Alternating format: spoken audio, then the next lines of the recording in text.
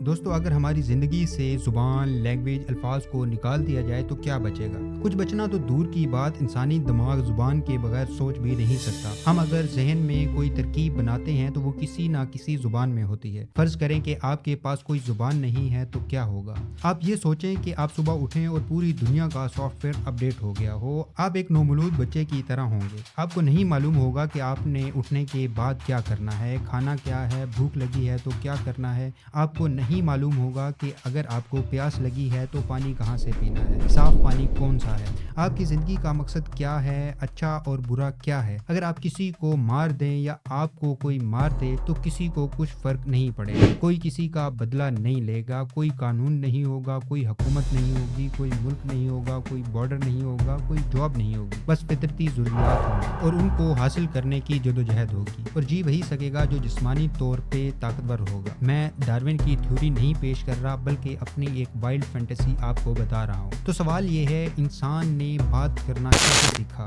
زبان کا پہلا لفظ کب بولا گیا؟ اور ہماری بولی نے کیسے دنیا کی سب سے بڑی طاقت کا روپ لے لیا؟ ویڈیو شروع کرنے سے پہلے اگر آپ نے ابھی تک چینل کو سبسکرائب نہیں کیا تو وہ لازمی کر لیجیے۔ سائنس کے مطابق انسانی زبان کا اصل شروع افریقہ سے ہوا۔ تب کے انسان یعنی ہومو سیپینز جنگل اور پہاڑوں میں رہتے تھے۔ ان کے پاس نہ لکھنے کا طریقہ تھا، نہ بولنے کا پراپر سسٹم، بس آوازیں، چیخیں اور اشارے۔ جب انسان نے سمجھ لیا کہ آوازوں کے ذریعے میننگ کنوے کیا جا سکتا ہے، تبھی پہلا لفظ پیدا ہوا۔ کسی نے آ کیا جب ان کو درد محسوس ہوا، کسی نے ہوں کہا جب خطرہ محسوس ہوا،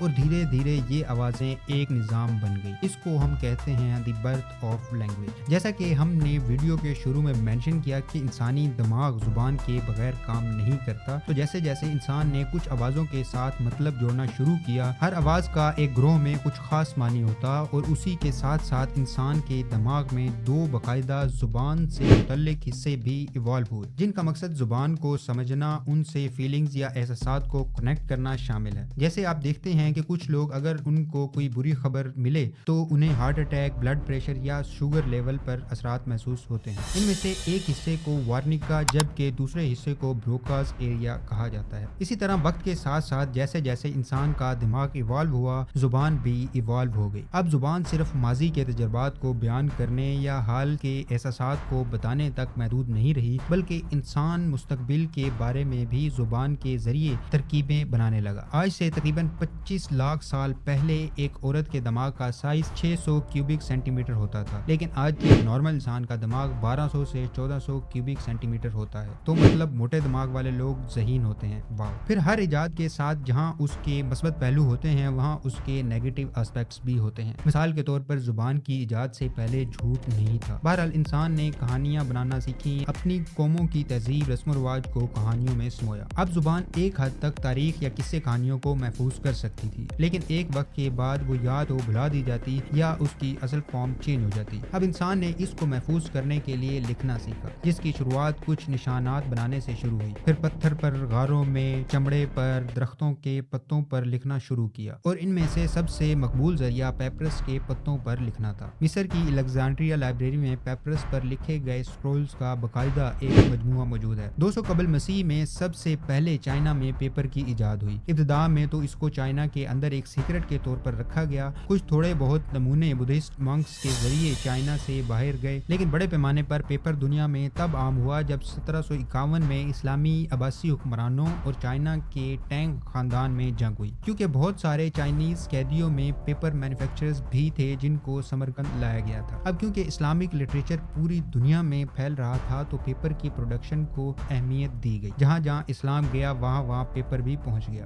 یورپ میں پیپر 11ویں صدی میں پہنچا، اور 13ویں صدی میں اسپین میں کاغذ کا باقاعدہ ایک کارخانہ لگایا گیا۔ اب کاغذ تو ایجاد ہو گیا، لیکن ہاتھ سے لکھنے کا پروسیس بہت سلو تھا۔ اگر ایک کتاب لکھ لی جاتی تو اس کی کاپیز بنانے میں بھی کافی دن درکار ہوتے۔ اب ہوا یہ کہ علم کی دستیابی صرف امیر لوگوں تک یا معاشرے کے ایک طبقے تک محدود ہو گئی، لیکن پھر 15 سینچری کے وسط میں گٹنبرگ نے پرنٹنگ پریس یا ابتدائی پرنٹر ایجاد کیا، جس سے نہ صرف علم میں مزید اضافہ ہوا بلکہ اس سے سے علم کی تقسیم کافی حد تک جمہوری ہو گئی، کتابیں سستی ہو گئی اور لکھنا آسان ہو گیا۔ انسان نے بولنے لکھنے کی صلاحیت سے اپنے معاشروں کی تشکیل کی، حکومتی نظام بنائے۔ لکھنے کی ایجاد سے پہلے زمین کا مالک وہ ہوتا جو اس پر قابض ہوتا۔ پھر جب ابتدائی چھوٹے معاشرے تشکیل پائے تو زمین کی ملکیت کو پروف کرنے کے لیے ہمسائے کی گواہی درکار ہوتی۔ فرض کریں اگر آپ کا ہمسایہ فوت ہو گیا تو آپ کی زمین یا پراپرٹی بھی ولنریبل ہو جاتی اور اس پر کوئی بھی قابض ہو کر